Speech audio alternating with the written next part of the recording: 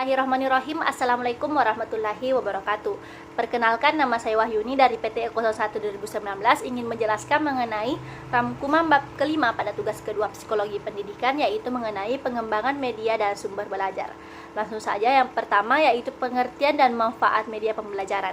Media berasal dari bahasa Latin, yaitu medius, yang secara harfiah berarti tengah, perantara, atau pengantar.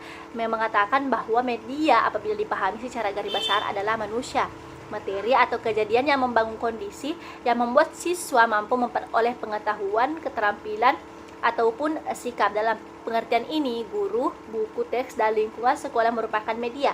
Secara lebih khusus, pengertian media dalam proses belajar mengajar cenderung diartikan sebagai alat-alat grafis, fotografis, atau elektronis untuk menangkap, memproses, dan menyusun kembali informasi visual atau verbal.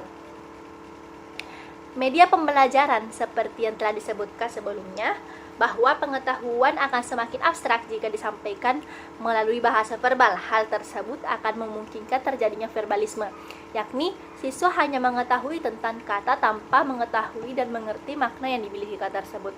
Pada kenyataannya, memberikan pengalaman langsung pada siswa bukan sesuatu yang mudah, karena tidak semua pengalaman dapat langsung dipelajari oleh siswa. Misalnya, jika ingin menerangkan kondisi di permukaan bulan, maka tidak mungkin pengalaman langsung didapat oleh siswa. Oleh karenanya, di sini media pembelajaran sangat berperan penting dalam satu kegiatan belajar mengajar. Guru dapat menggunakan TV, film, ataupun gambar dalam memberikan informasi pada siswa.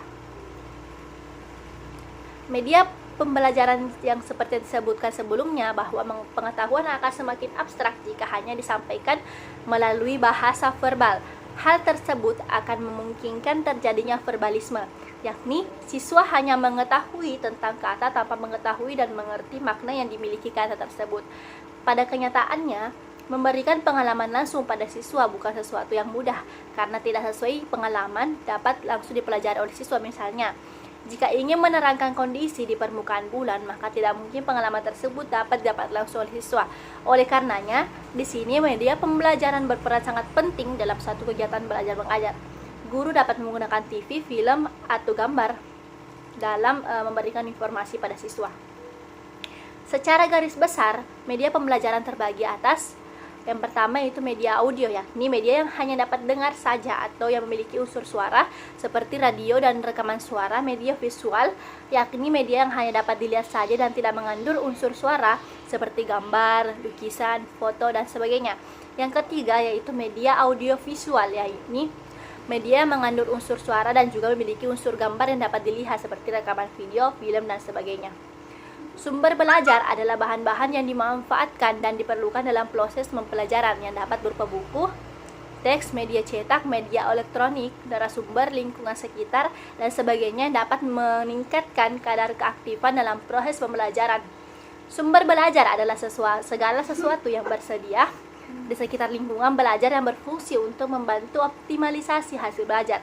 Optimalisasi hasil belajar ini dapat dilihat tidak hanya dari hasil belajar saja, namun juga dilihat dari proses pembelajaran yang berupa interaksi dengan berbagai sumber belajar yang dapat memberikan rangsangan untuk belajar dan mempercepat pemahaman dan penguasaan di bidang ilmu yang dipelajari.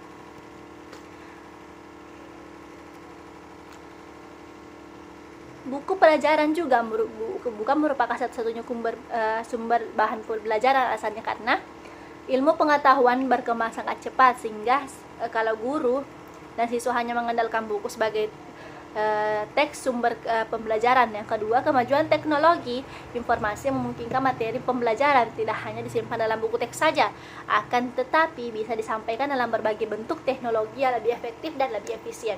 Yang ketiga, tuntutan kurikulum seperti pada kurikulum tingkat satuan pendidikan menurut siswa agar tidak hanya sekedar menguasai informasi teoritis. Sumber materi pembelajaran yang dapat dimanfaatkan untuk proses pembelajaran dapat dikategorikan sebagai berikut. Yang pertama yaitu tempat atau lingkungan merupakan narasumber pembelajaran yang sangat kaya sesuai dengan tuntutan kurikulum. Yang kedua, orang tua atau narasumber. Yang ketiga yaitu objek-objek atau benda yang sebenarnya merupakan sumber informasi yang akan membawa siswa pada pemahaman yang lebih sempurna tentang sesuatu. Bahan cetak dan non cetak. Bahan cetak yaitu printer ada sebagai berbagai informasi materi pembelajaran yang disimpan dalam berbagai bentuk yang tercetak. Yang selanjutnya itu karakteristik komponen media. Media pembelajaran sebagai alat bantu dalam pembelajaran, tentunya kita tahu bahwa setiap materi ajar memiliki tingkat kesukaran yang bervariasi. Yang selanjutnya, media pembelajaran sebagai sumber belajar. Sekarang kita bisa menelaah media sebagai sumber belajar. Baik, itulah tadi penjelasan dari saya mengenai rangkuman bab 5.